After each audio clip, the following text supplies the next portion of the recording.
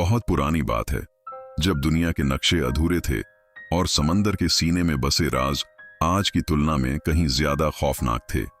सुदूर दक्षिण के एक बेनाम द्वीप के किनारे, जहां लहरें अक्सर इंसानी खोपड़ियां किनारे पर फेंक देती थीं, एक बूढ़ा नाविक रहता था। वह अक्सर कंपकंपाती आवाज में एक ऐसे साम्राज्य की बात करता था जहां सूरज की एक भी किरण नहीं पहुंचती। वह कहता था कि समुद्र की उस सबसे अंधेरी और आखिरी गहराई में, जहां पानी का दबाव हड्डियों को चूर चूर कर देता है, एक विशालकाय और प्राचीन केकद्धा रहता है। वह कोई साधारण जीव नहीं था। उसका आकार किसी डूबते हुए जहाज से भी बढ़ा था और उसका कवच किसी अभेद्य धातु जैसा कठोर था। लेकिन सबसे हैरान करने वाली बात यह थी कि उसके गद्दे के पूरे शरीर पर हजारों बेशकीमती और अलौकिक हीरे जड्ढे हुए थे, जो उस घोर अंधेरे में नीली और हरी रोशनी बिखेरते थे। उस विशाल के गद्दे का वजूद सिर्फ एक ही साथी के साथ जुड़ा था, एक रहस्यमयी सफेद व्हेल। वह व्हेल दूध जैसी धवल थी और उसकी आंखें किसी प्राचीन आर्षि की तरह शांत पर डरावनी थीं। वे दोनों उस अतल गहराई के रक्षक थे। जहां केकद्धा जमीन की पहरेदारी करता, वहीं वह सफेद व्हेल उसके ऊपर मंडराती रहती, जैसे कोई अदृश्य ढाल हो। गांव के लोग कहते थे कि उन हीरों में समुद्र की आत्मा बसती है और जो भी उन्हें छूने की कोशिश करेगा, उसका अंत इतना भयानक होगा कि मौत भी उसे देखकर रास्ता बदल लेगी। इन्हीं कहानियों को सुनकर आर्यन नाम का एक युवक, जिसके दिल में साहस से ज्यादा लालच भरा था, उस गहराई को नापने निकल पड़ा था।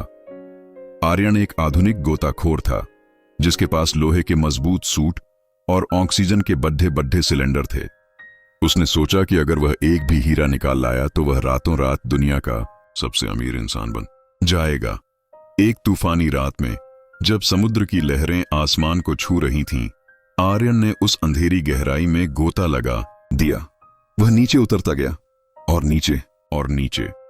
पानी का रंग काले स्याह जैसा हो गया और तापमान इतना गिर गया कि उसके सूट के अंदर भी उसे कंपी छूटने लगी। अचानक उसकी फ्लैशलाइट की रोशनी एक ऐसी चमक से टकराई जिसने उसकी आंखों को चौंधिया दिया। सामने वह विशाल केकद्धा था, जो किसी मृत चट्टान की तरह स्थिर बैठा था। उसके शरीर पर लगे हीरे अंधेरे में किसी टिमटिमाते ब्रह्मांड की तरह लग रहे थे। उसके ठीक ऊपर वह सफेद व्हेल धीरे धीरे तैर रही थी। उसकी आंखें आर्यन को ही देख रही थीं। आर्यन को लगा कि शायद ये जीव उसे देख नहीं पा रहे हैं। उसने अपनी जान की परवाह किए बिना अपनी डाइविंग गन निकाली और केकद्दे के सबसे चमकदार हीरे को कुरेदने की कोशिश की। जैसे ही उसकी धातु के औजार ने उस हीरे को छुआ, समुद्र के उस शांत सन्नाटे में एक ऐसी आवाज गूंजी जो किसी इंसान ने आज तक नहीं सुनी थी। वह सफेद व्हेल ने अपना मुंह खोला और एक गगनभेदी चीख निकाली। वह आवाज ध्वनि नहीं थी, वह मौत की एक लहर थी। उस चीख के निकलते ही समुद्र का वह हिस्सा जहां दबाव की वजह से पानी कभी नहीं जमता था, पलक झपकते ही बर्फ के एक ठोस खंभे में तब्दील हो गया। आर्यन को भागने का मौका तक नहीं मिला। उसकी धड़ ढाकने रुकने से पहले ही उसका पूरा शरीर, उसका सूट और उसके सपने बर्फ के भीतर कैद हो गए।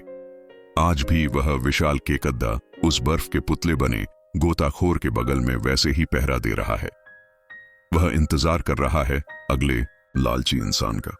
कहते हैं कि वह केकद्दा आज भी सतह पर उन लोगों को ढूंढता है जो उसकी शांति में खलल डालते हैं।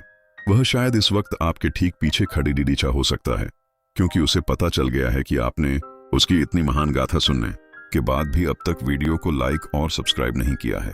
वह तब तक नहीं हटेगा जब तक आप अपनी वफादारी साबित नहीं कर देते। क्या आप उस बर्फीली मौत का हिस्सा बनना चाहेंगे या एक सब्सक्राइब देकर अपनी जान बचाएंगे?